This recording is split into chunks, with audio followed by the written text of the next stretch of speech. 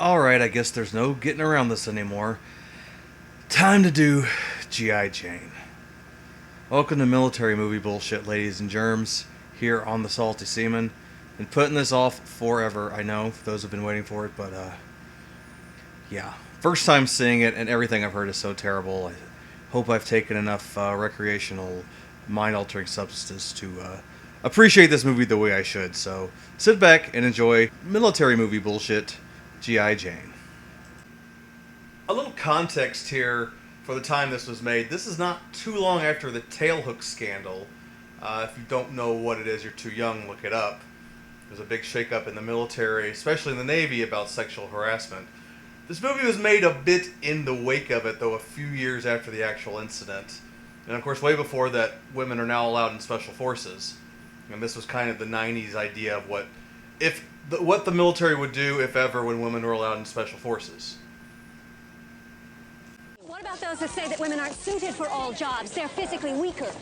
How strong do you have to be to pull a trigger? Of course, such a bold statement of how strong do you have to be to pull a trigger is complete bullshit. No politician would be stupid enough, hopefully, though this day and age maybe I'm wrong, but to dismiss the strength needed to be in the military is more than pulling a trigger, of course. The gear you carry, having to carry fallen shipmates and whatnot. It's very crass and dismissive of what the military does, and any politician saying that, regardless of gender or background, would be rightfully skewered for it, no matter what kind of point they're trying to make. So, what program? I'd go CRT, Combined Reconnaissance Team. SEALs, 60% dropout rate. Funnily enough, this was made a little before SEALs were kind of the well-known badasses of the bad.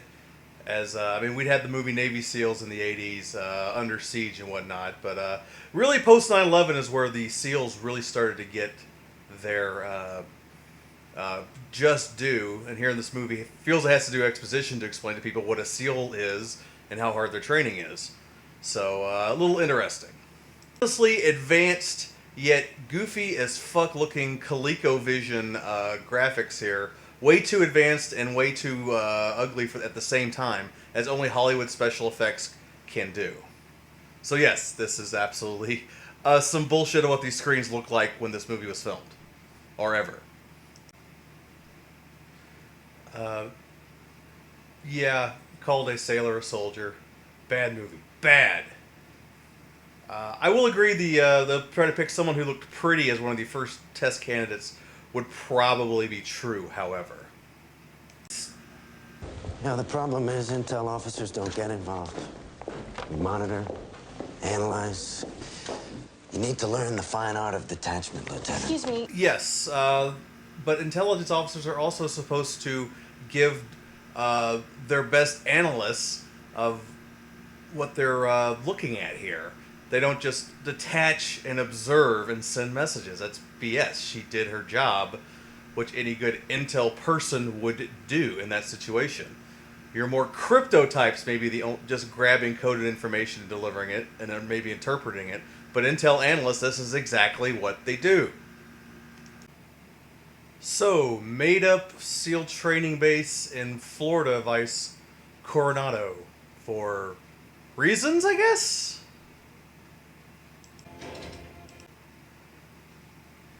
And of course, given this is a fake, not the real Coronado base for the SEALs and where Bud's training is, I guess we could forgive the fact that apparently they're in open bay barracks instead of two-man rooms, as is easily visible in anything you've ever seen on SEALs ever. None of this is classified. They didn't have to make this up.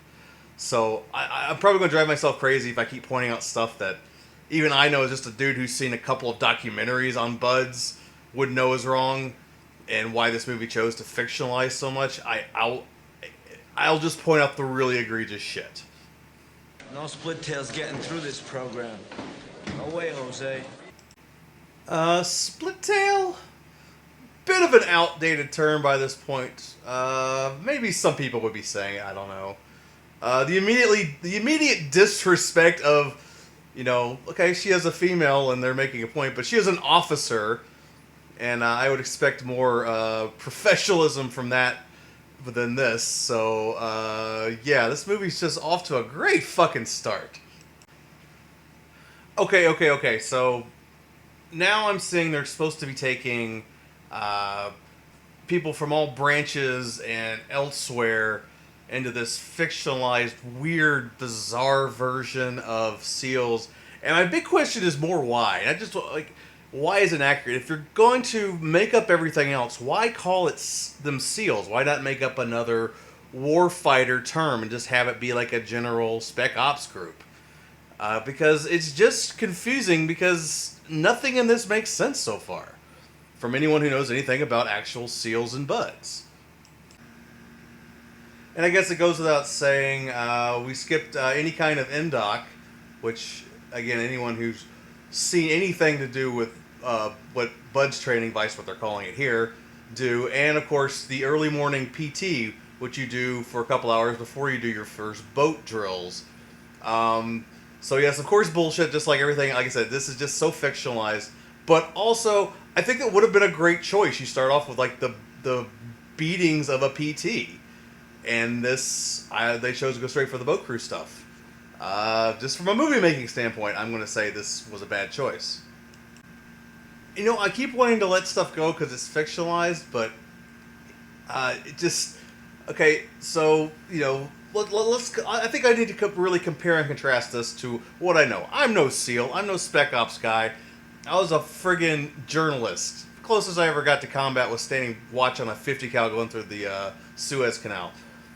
But, you know, I've definitely seen the document. There's a couple of them. A famous one done on the Discovery Channel not too long ago. And there's certain things you see in there which I find interesting compared to a movie version, which we're seeing here. Of course, they're yelling at them like in boot camp. Watch the documentary. They don't really yell a lot because they don't really give a shit if you get through or not. They just kind of talk to you almost calmly and just tell you to get up and do it. If you don't, they just punish you further. And there's no malice. There's no yelling. There's just do or do not. I don't fucking care. It doesn't matter to them. I'm getting the feeling... I've seen bits and pieces of the movie on the ship before, so I'm getting the feeling the Command Master Chief's going to play a lot in this, which, you know, in real life, the Command... I mean, maybe he took special interest because there's a female here, but, you know, he is not out in the field normally with the rest of the instructors. He's the Command Master Chief. He's got other shit to do. So, yeah. So calling that bullshit, too, in comparison to real buds training from what, you know, anyone who's watched a little bit would have seen. Okay, the checking the vitals bit was a nice touch. I'll give him that. That's realistic, and I like it. And in real SEAL training, usually they have a couple dropouts by the first PT, if not the first morning session, and it does end in the early evening. They don't just keep pushing it, waiting for the quote-unquote first guy to drop. Because one, that would have happened already, and two, they have regular days, so to speak, other than Hell Week. Well, as close as a regular day can get in buds training, or whatever the fuck they're calling it in this movie. The classrooms are also a lot nicer than this. Looks like they went to the MASH unit in Korea and are hanging with Hawkeye and Trapper John for some apparent reason. Might be. There are two words you will learn to put together. Team mate. Team mate? Oh, God. Legal appropriation of Navy barber goods. Okay, she's doing push-ups in her time off to show how bad her ass she is. Also, hilarious because you get enough push-ups in Bud's SEAL, whatever bullshit training they're calling it here. So, great scene for the montage, I guess, but yeah, no one in SEALs goes back home and does more push-ups. I guarantee you that. And SEER training is a separate school in the real version of the Navy and the military. It's not part of initial... One of the things this movie is doing is mixing up a lot of different things. We kind of skimmed over Hell Week, which is apparently the beginning, And now apparently the middle of her basic SEAL training also includes the SEER School, which is a follow-on SEAL training, and tons of other actual groups go through it also, if you didn't know, besides SEALs. But yeah, they're kind of like throwing everything in. You know, she didn't get any. By this point, she should probably have a graduation from the basic BUDS course and be on to the follow-on advanced training schools. So one of the other things this movie weirdly did in its fictionalization, kind of getting it from a storytelling point and then kind of not. I think the real thing, if followed correctly, would be just as effective, if not more. From what I've heard, SEER training is a little more subtle and manipulative than just straight up brutality. But let's see where they go with this. But right now, slight bullshit, but just slightly. A few times I've seen this on the mess decks, little bits I've seen. I always thought the scene where he just casually puts his nose back into place was pretty goddamn badass. I'll give the movie that. Ah yes, another part I remember from the mess decks, the horrible witch hunt in the middle of Don't Ask, Don't Tell, which also includes Don't Pursue. This whole thing is such an erroneous, terrible violation of Navy policy at the time. Someone had tried to pull this on someone, especially a female candidate got through SEAL training this far with an obvious plant is, I mean, maybe some of the biggest bullshit in this movie, not counting how much they've completely butchered SEAL training. This isn't how it works. This isn't how any of this works.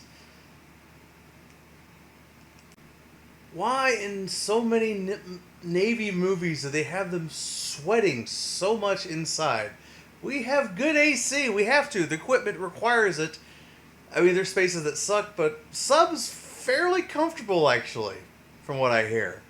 They got the AC on. They got a lot of equipment to keep cool. They shouldn't be sweating so much. Bullshit here with a group of not quite qualified SEALs going into live operation like this is reaching bullshit levels of over 9,000. Sounds like Chief's run a little late. We gotta go. O'Neill, retrace your tracks. Cortez, pick up the rear. Suddenly, after calling him Master Chief, they're just calling him Chief. Just weird. And of course she proves she can pick up the body and move it, which they've been foreshadowing the whole movie, showing her doing at various times, like, you don't have the upper body strength, blah, blah, blah. Okay.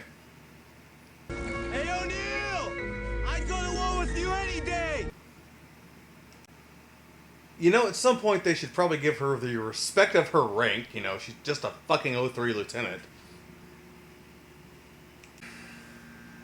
Now, I do love Ridley Scott. I mean, Alien, Blade Runner, so many good fucking movies, and this one was such a misfire. I mean, there's some good ideas in here. There's some great action scene, which I'm not surprised by Ridley, but at the same time, I'm flabbergasted at the way this story went. You know, sexual politics aside, which of course is part of the story, the construction of it, you know, was just so weird, and just the fictionalization for stuff you didn't have to fictionalize, and the real stuff would have been just as interesting, if not more. For a guy like me, it really takes me out of the whole story.